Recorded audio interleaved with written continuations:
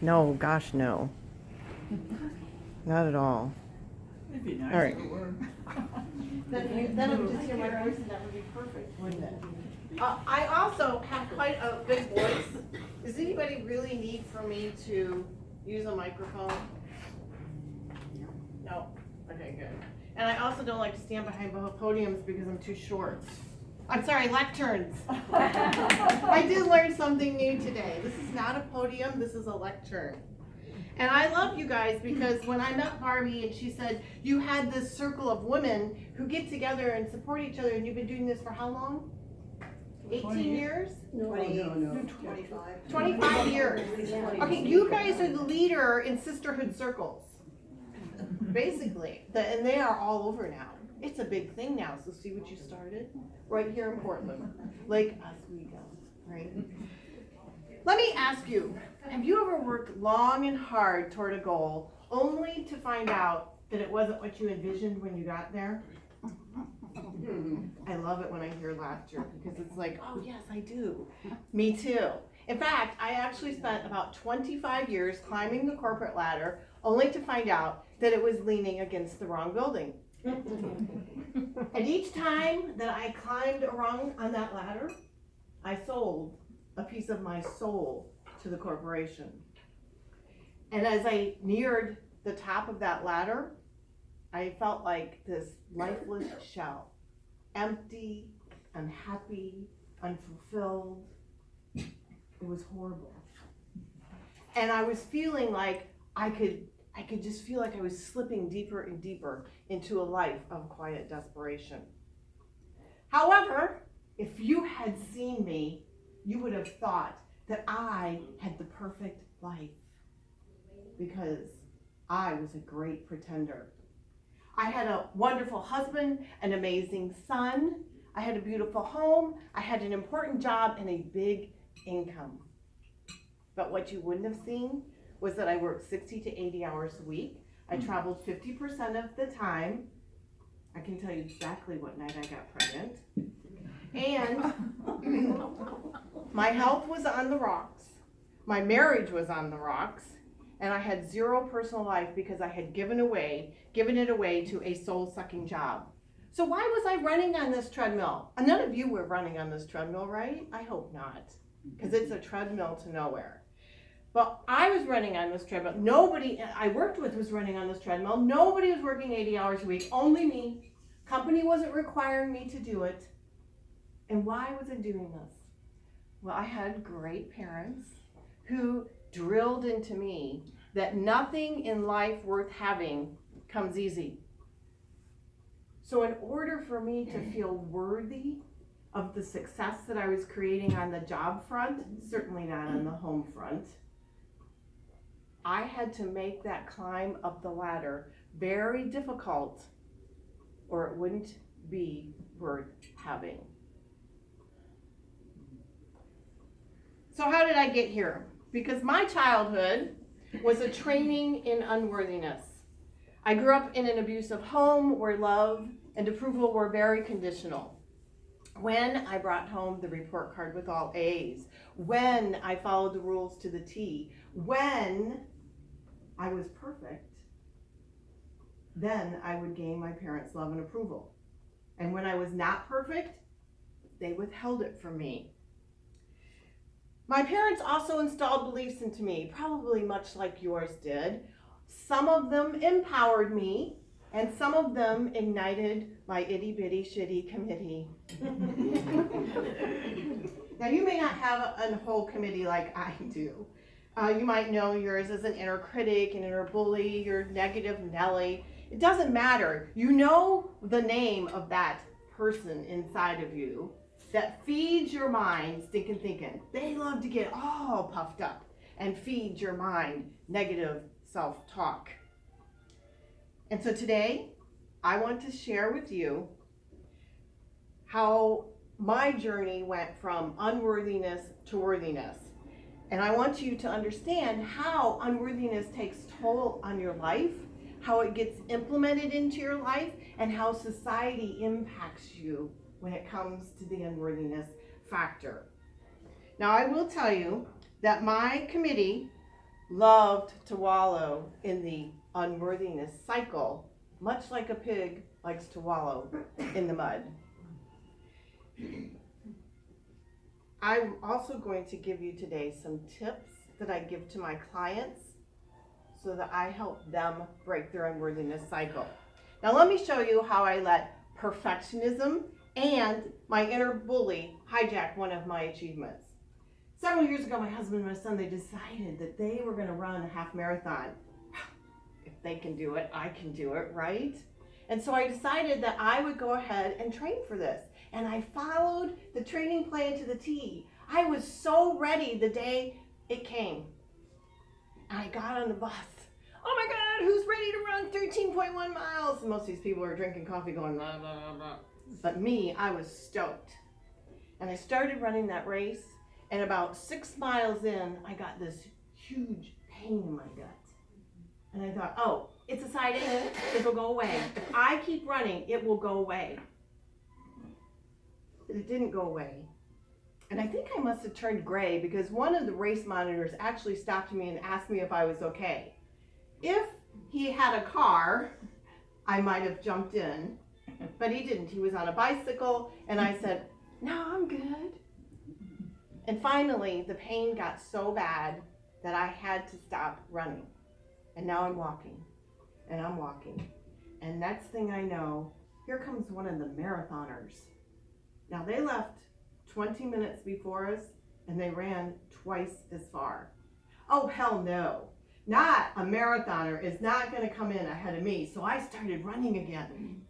Oh, bad idea. The pain was so great, I just had to give up and let the marathoner go. He was running really fast. What happened was, the last 3 miles of the race, I had to walk most of it. I'd run a little bit and then I'd walk. And I crossed the finish line. Now mind you, I had intended to cross that finish line at 2.5 hours or less. I crossed the finish line and that clock said 3 hours. 3 hours! I felt so defeated and I felt like I had let myself down. I followed that training plan, darn it. And I had 3 hours. I didn't even feel worthy of the beautiful medal that they put in my hand. And for the next 3 days, I let my inner critic beat me up, tear me down, and take away my achievement. The conditional cycle of approval that I learned in my household as a child, I took into my life as an adult. I carried it forth, and it impacted all areas of my life. What happened was it made me angry, it made me resentful, and it made me a non-believer in myself. It also led me to exhaustion. Of course, 80 hours a week would do that, and major illness and a life that I hated. And the pain that I had in my gut, it was a hernia, and 1 week later I had surgery. Should have stopped running. That's okay.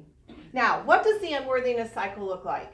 Let's see if this sounds familiar to you. You get a great idea. It's like you have a light bulb moment. This big light bulb goes off above your head and it's shining bright. You get so excited. Let's say you decide, I'm going to write a book. And you get excited. You start writing that book. You put an outline together. You're another author? No. I'm teasing her. Oh, you should write a book. Write a book. And you start writing it, and then all of a sudden, your inner critic starts talking to you and says things like, you don't know how to write a book. Oh my gosh. What if people criticize you when it comes out? What if you fail? What if it never gets published? And you start listening to that inner voice, and guess what happens? FUD sets in. Fear, uncertainty, and doubt, and your little light bulb starts to dim. And then you begin to feel unworthy of the idea that you were so excited about when you started at the very beginning of the cycle. You actually become paralyzed and unsure of yourself. And then your light bulb gets even more dim. What happens next? You're frozen in fear. You decide to take no action, and your idea dies and the light bulb goes out. Cycle repeats. I hope this is not a cycle in your life, but it was a cycle in mine. Now, self-talk can come from your negative Nelly, or it can come from your empowering Empress. And they are affirmations. And when they are negative, they keep you stuck in that unworthiness cycle. They create less than desirable life experiences. Every thought that you think, and every word that you speak, and every action that you take is creating your life. If you don't like the life you have right now, you get to change your thoughts, words, and your actions, and then you can change your life. Now, all of your thoughts go out into the ethers of the universe. They're like instructions. It's like your order. You're at a restaurant. You're ordering what you want in life. The universe doesn't discriminate. It says, well, if that's what she wants, I'm going to give that back to her. It doesn't say, is it going to make her feel worthy or unworthy? And I sent a lot of instructions to the universe, and they sent me back life experiences to prove that I was unworthy. And it doesn't matter. You even if the universe had sent me something that was worthy, I wouldn't have been able to see it because I had blinders on. I could only see what was expected. That worthiness could have been sitting right here, and I would not have been able to see it. Now let me show you the effects of negative words and why it is so important, why it can make you feel unworthy. Has anyone ever looked at any of Dr. Emoto's experiments on the internet? Dr. Emoto does experiments with water and rice, but he took rice and he put it into 3 different beakers, and he covered it with water. And for a whole month, he would stand in front of the first jar and he would say, "Thank you." And he would look in the second jar, and I'm not going to look any of you in the eye and say this. The second jar, he would say, "You are an idiot." And the third jar, he totally ignored. He didn't say anything, he just ignored it for a whole month. At the end of 1 month, the first jar that he said thank you to, the rice had started to ferment, and it gave off this really beautiful aroma. The second jar that he said you're an idiot to said it turned black, and the molecular structure of the rice had actually started to break down. And the one he ignored, it started to rot. If negative words spoken to rice break down the molecular structure of the rice, imagine what negative words do to the molecular structure of your body. I could go into a lot of detail on that, but I won't. I'm just going to let you imagine that. We must be very cautious about what we say to ourselves and what we speak into others. And I think this group speaks very kindly to each other. That's what sisterhood circles do. I love it. I personally believe that we are experiencing an unworthiness epidemic in our world at the moment, where the polarization and the blaming and the anger, these are all symptoms of unworthiness. If we ignore it, I think our future is looking pretty bleak, and it scares me. If we could each just take one person and help them go from unworthy to worthy, from lack of belief to belief, I think we have a shot at making our world a kinder place again. So what happens when there's an epidemic and we don't do anything about it? See if this sounds familiar. The world becomes chaotic.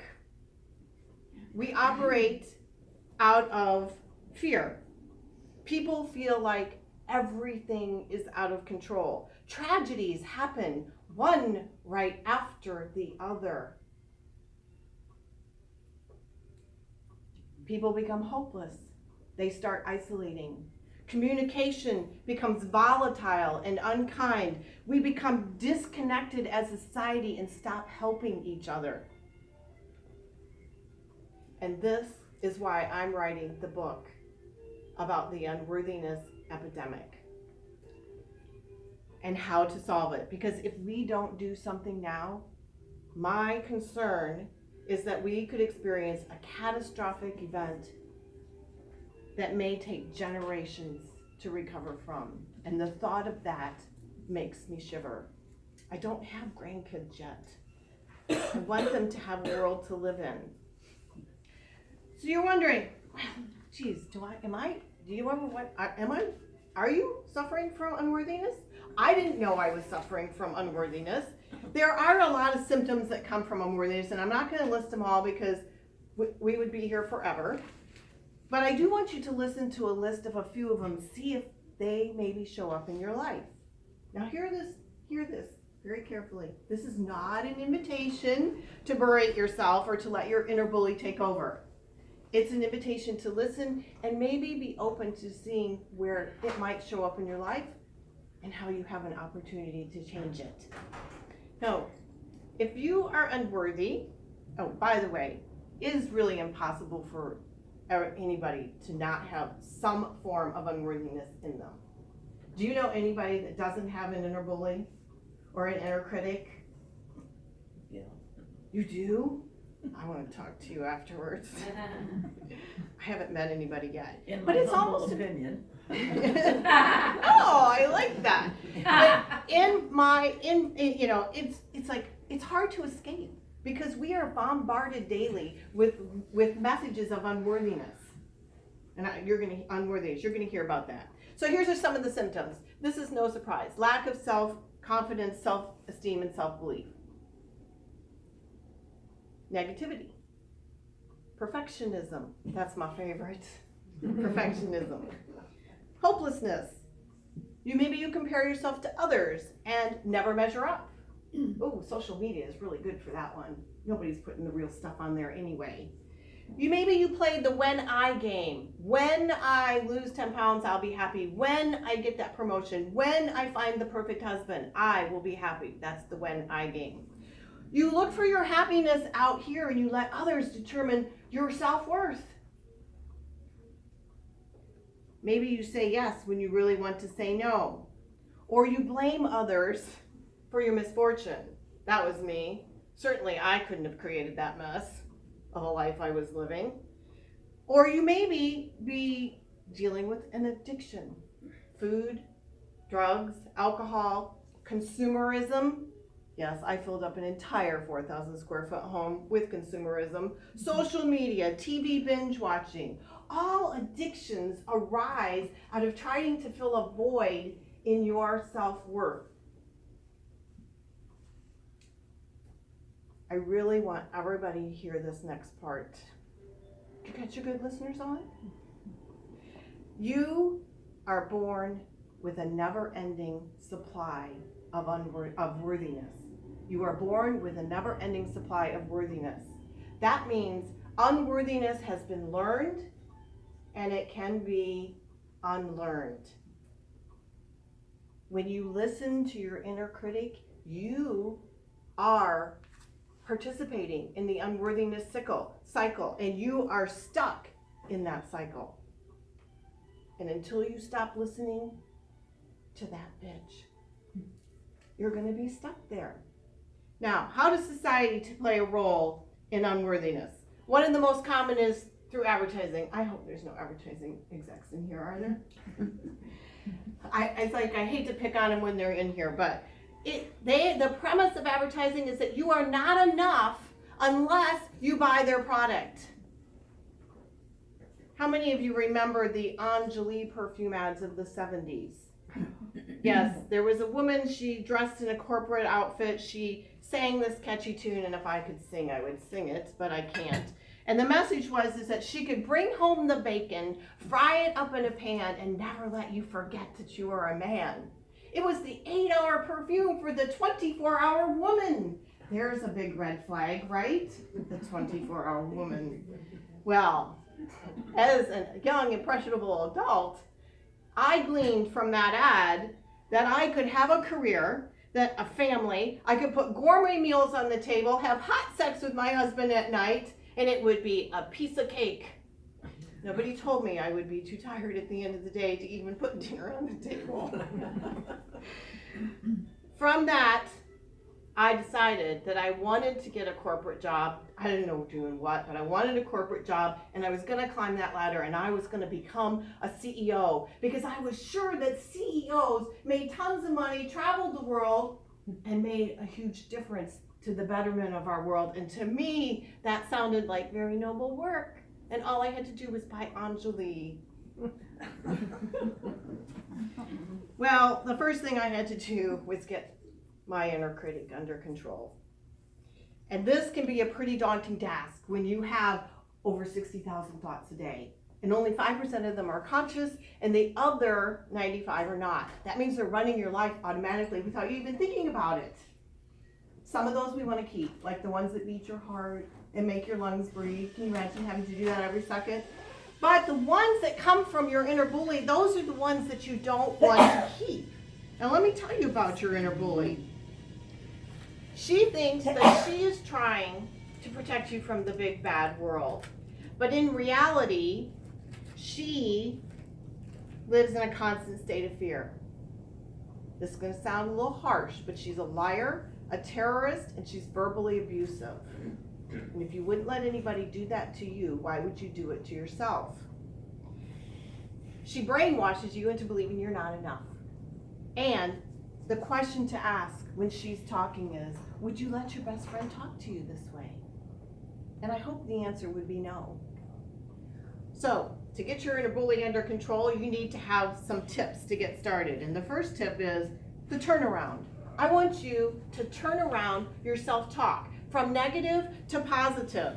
I want you to retrain your brain back to the way it was born when you were filled with unlimited supply of self-worth, self-belief, self-love. All the selves.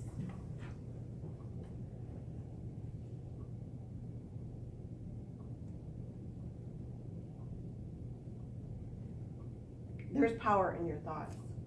And if you are feeling unworthy, and if you are sending that instruction out to the universe is going to send you back life experiences that prove you are unworthy.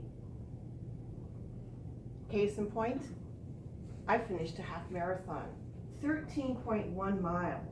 I had never even run a race in my life. I think that's pretty worthy of a medal, don't you? Yeah. There were a lot of people that never stepped up to the plate on that one. But I couldn't see it that way because I had those worthiness blinders on. But when you do the turnaround, what you're doing is you are empowering yourself, and you're telling the world what you really, really want.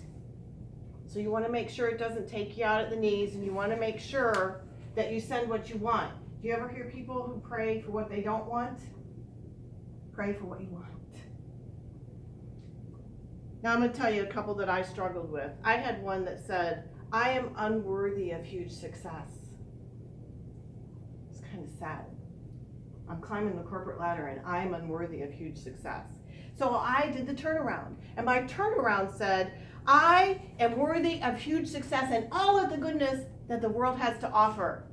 In fact, the fruits of my success can be used to find cures to diseases and stop conflicts.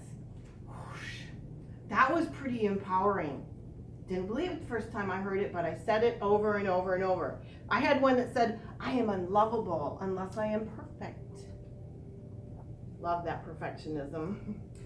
And I changed that around to I am lovable. In fact, I'm made of love. I love myself unconditionally, and I let others love me the same way. So that's how the turnaround works. It takes conscious daily action. It can't be something you do once and expect to take a whole lifetime of negative self-talk and turn it around. So I had a 3x5 card that I kept in my pocket, and I would take it out and I would read it on a regular basis. I wrote it on my mirror with a dry erase marker, and every morning I would read it, and every night I would read it before I would go to bed. As far back as I can remember, back to when I first saw those Anjali ads and decided that I wanted to be a CEO and bring home the bacon. Now, 25 years into my career, our country experienced a devastating disaster, and that was 9/11. And business in this country came to a screeching halt. I personally went from traveling weekly to traveling once every 3 months. And after several months of this scenario, our company had to make some tough decisions because that bottom line was starting to look pretty bad and our profits were dwindling. And this is when my boss came to me and said, "You have to lay off your entire North American team." These were people that I had handpicked. They were top performers. I don't mind firing someone that's not doing the job, but these people were doing the job. And I sat down and I sobbed, and then one by one, I picked up the phone and called them and said, "You no longer have a job." And this knot in my stomach got tighter and tighter with every phone call. And after I finished the deadly deed, I called my boss back, hoping that she wasn't gonna lay me off, and she did not. But for the next year, she said, "You are going to cover North America by yourself." And so for one, I could be anywhere in a moment's notice. I could be in Seattle one day and New York the next. I put about 142,000 air miles on that year. And I was trying to decide before that happened whether I was going to stay at my job or leave my job. But you know, when you are in the unworthiness cycle, you have trouble making decisions. And so this is how I made my decision. I didn't do anything. And during that year, I said, "Oh, Julie, you got to work longer hours. You have got to work harder or you too could lose your job." You heard that, right? You too could lose your job. And then guess what? 1 year later, I was invited to lose my job. And that is how I made the decision about whether I was going to leave or stay. Sometimes it's not good to do nothing. I packed my things. I left in shock, disbelief. And the next day I woke up and I realized that my self-worth was still sitting at my desk that I had left the day before. Because when you attach your worthiness to a job or to a person and they go away, they take it with them. It is such a sad state of affairs. So this is when I realized things had to change because I was a hot mess of low self-esteem, low self-worth, low self-belief, not to mention low self-love. And I had to somehow reignite my worthiness. Now you have in you a little flame, and that's your worthiness flame. And when you're born, it shines brightly. In fact, when you're a toddler and you have all those rolls on your legs, you run around, look at me, you don't care, but you feel worthy. And every time you get those messages from your inner bully that tear you down, that flame gets lower and it gets lower. And what happens next is it just sits there like a pilot light, waiting for you to see it, to acknowledge it, and to honor it. So you can reignite that just by changing your thoughts. Now, the second tip and the second thing that I did in my journey from unworthiness to worthiness is I decided to dream and visualize. And I decided to dream big. I decided that anything that I could dream could go on that piece of paper. I started to make a list. This is what I want. I want a job that fills me with joy. One that I can be of service. One where I get more time to spend with my family. One where I travel for fun and not just for work. And the list got really long. And I spent 5 minutes every day closing my eyes, feeling what it was like to live in that life. It was so exciting. I just couldn't wait. Now, I did that dream, I visualized it, but you can't just sit on the couch and eat bonbons and expect it to show up at the door. So the third thing I had to do was I had to take action. So I made little baby steps every day toward those goals, toward that dream. I started looking at jobs that might give me what I wanted. And from that list, it became really clear that I was meant to be of service by helping others reignite their worthiness. Because that had been my journey. We teach what we need to learn. And I knew that I could help women move from their soul-sucking jobs into one that they loved, that they could, whatever they dreamed of, they could have.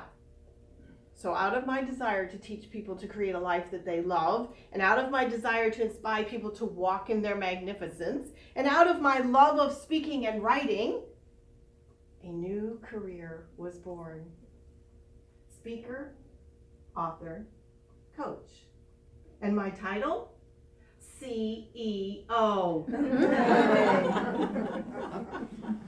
Now, what I shared with you today is just a tiny snapshot of my journey from lack of belief, which stemmed from an entire childhood and young adult life of training in unworthiness, to believing in myself, to loving what I do, and to living life fully.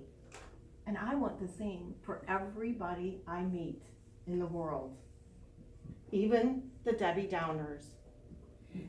Now, the question, it's never too late. So anybody in here who's thinking, I'm too old. No, it's never too late to take the journey. There is never a right time. Now is the right time. It doesn't matter if you're rich or poor, if you're working or retired. It doesn't matter if you're tall or short. You have the choice to actually see and believe in yourself, or to stay stuck in the unworthiness cycle. The question to ask is, what is it costing you to continue down the path of unworthiness, to not believe in yourself, to let your inner critic abuse you? What is it costing you to stay in that cycle?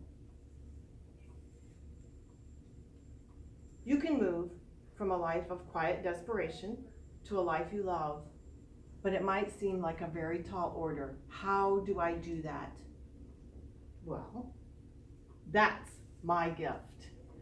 One of my gifts is actually helping people transform their relationship with unworthiness, because only when you feel worthy can you create the life you love. Only when you feel worthy can you create the life you love. So today, I'm actually gifting 10 aha sessions. And I have a sign-up sheet up here somewhere. It'll be on the table if you need it. If you want one of these 10 sessions. This is a private and confidential session where we will take a look at your life and find what is holding you in fear or holding you back from what you want. Now, some of you may not even realize you're living in the unworthiness cycle. I didn't. I had no clue. All I knew was my life sucked and I didn't want to live it anymore. And I had to make a change.